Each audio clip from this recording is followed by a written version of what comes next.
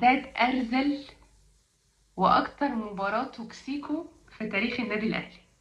فقلت اطلع اعمل تعقيم سريع كده على المباراة وانسكريبتد كده، هتكلم من القلب الصراحة يعني على اللي حصل النهارده. يعني بجد المباراة كانت دمها تقيل جدا جدا جدا، واعتبروه نقد غير فني، لان طبعا انا غير مؤهله ان انا انتقد الاداء.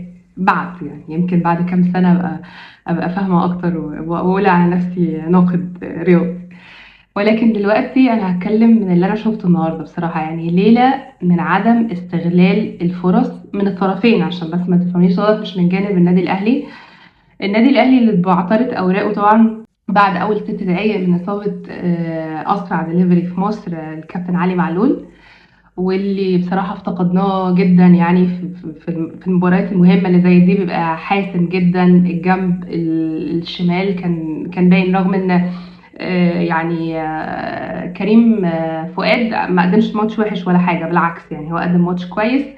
ونادي الترجي كمان ما استغلش اصلا عدم وجود معلول، بالدليل ان معظم الهجمات اصلا كانت من الجنب اليمين من ناحيه هاني، يعني بخلاف كام هجمه جت من ناحيه الشمال، ولكن كل الهجمات اللي كانت بتيجي من ناحيه اليمين.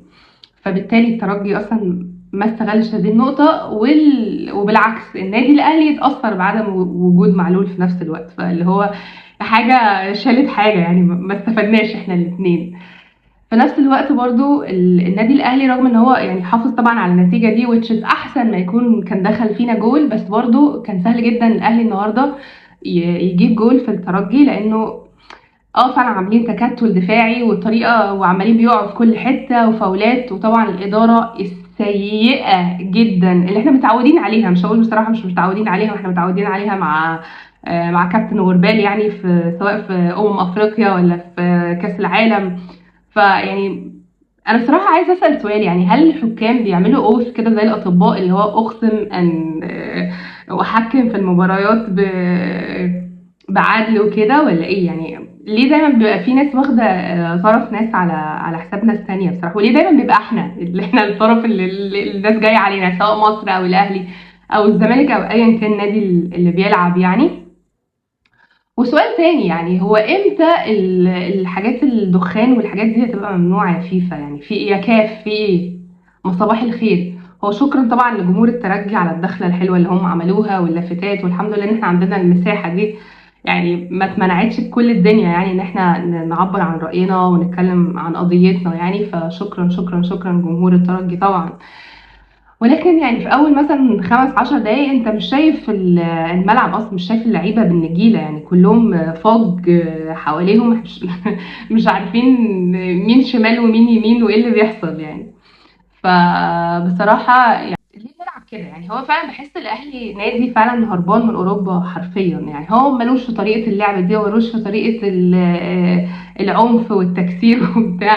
ويا عيني اللعيبه لما فاض بيها، لما شافوا ان خلاص غربال عمالين بيقعوا شمال ويمين ويتصابوا، واكرم ومعلول، شفتوا بقى لما هاني راح غارف لاعب الترجي مطلعه بره الملعب. اصل خلاص يعني خلاص انت مش هتديني حقي، انا هاخده بايدي. فطبعا لعيبه الاهلي ما كانتش في حالتها، الاهلي مش في يومه النهارده خالص. كولر برضو ما كانش قاري المباراه بطريقه حلوه، يعني مش شايفين الاستراتيجي والتاكتكس بتاعت كولر، يعني الدهيه او السويسري. ديفنتلي طبعا ان احنا ما دخلش فينا جول ولا اي حاجه، دي حاجه كويسه.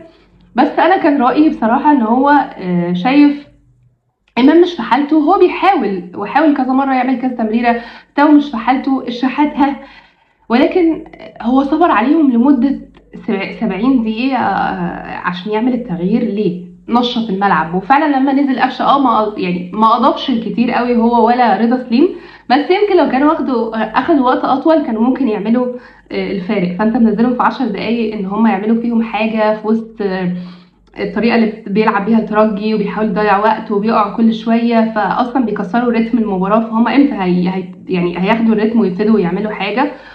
كان ابتدى يبقى فيه نوع من الخطوره، وابتدى يبقى فيه نوع من الضغط لما نزلوا. فانا بصراحه كنت شايفه ان كولر كان لازم يعمل التغييرات دي اتليست في الدقيقه 70. هو غير في الدقيقه 80، سوري لو انا كنت قلت في الدقيقه 70، هو غير في الدقيقه 80 10 دقائق يعني، او كمان ضافوا 5 دقائق، فادي ربع ساعه، كان الوقت بدل ضايع. بس ستيل حصل برضو تغييرات وفاولات وتوقفات، فلا مش هيلحقوا لسه ياخدوا ريتم المباراة يعني. فانا كنت شايفه بصراحه ان هو يبدل من الدقيقه 60 كمان 70 ماكسيمم، لكن الدقيقه 80 دي يعني it doesn't make sense. ما دام انت اصلا مش في حالتك اصلا الطبيعيه. يعني الاهلي لو في حالته هنقول بلس 90 والاهلي ملك ال 90 كبسه. الاهلي النهارده بيعاني، بنلعب دفاع اكتر سواء الفريقين يعني. والمضحك في نادي الترجي ان هما وسط الملعب والدفاع شرس تمام، بس الهجوم طيب قوي. يعني هو الهجوم بيوصل يعني بيحاول يعمل هجمه، بيتقطع بيمشي ويسيب، يعني ما بيحاولوش يعملوا اي ضغط خالص على لعيبه الاهلي ان هم يسجلوا او يخترقوا اللعيبه في ال 18. هم خلاص هو بتتقطع عليهم في الهجمه بيرجعوا. فده كان اغرب يعني فريق انا شفته في حياتي. الاهلي برضو النهارده اللعيبه اولا مس باس، الكرات اللي بتتقطع ماشي، هي اللعيبه اللي هم عاملين تكتل دفاعي مفهوم، ولكن في اوقات بجد هو الترجي ملوش دعوه، اللعيب ما عملش اي حاجه. اللعيب يتزحلق، يطول الكوره زياده عن اللازم، يشوط بقى في حته معرفش هي ايه، مفيش فولو اب خالص. يعني الاهلي، يعني انا ما شفتش الترجي في ال 18 بتاعنا ولا في منطقه الجزاء غير لقطتين ثلاثه. احنا وقت طويل جدا كنا في منطقه الجزاء ولاعيبه كتير من الاهلي. اللي هو انت بتضيع حاجه زي كده ليه؟ فرصه من ذهب، انت كان ممكن تدخل جول واثنين وثلاثه. مفيش حارس كويس وكان مركز وكل حاجه، بس انت ضيعت على نفسك. اتليست كنت جبت جول في الماتش ده، وكنت يعني رايح القاهره باعصاب مرتاحه، بدل ما يبقى فيه قلق ان هم يجيبوا جول، فبالتالي احنا محتاجين نجيب جولين وهكذا.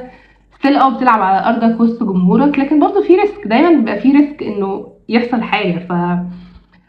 فبصراحة ميس اوبورتيونيتي من ناحية الأهلي وماتش دمه تقيل قوي قوي قوي، واداني عارف كده إحساس كرواتيا في كأس العالم، ماتشات الكلاحة، اللي هو أنا بس بكلح ومفيش تكنيكاليتيز في الماتش، مفيش استمتاع.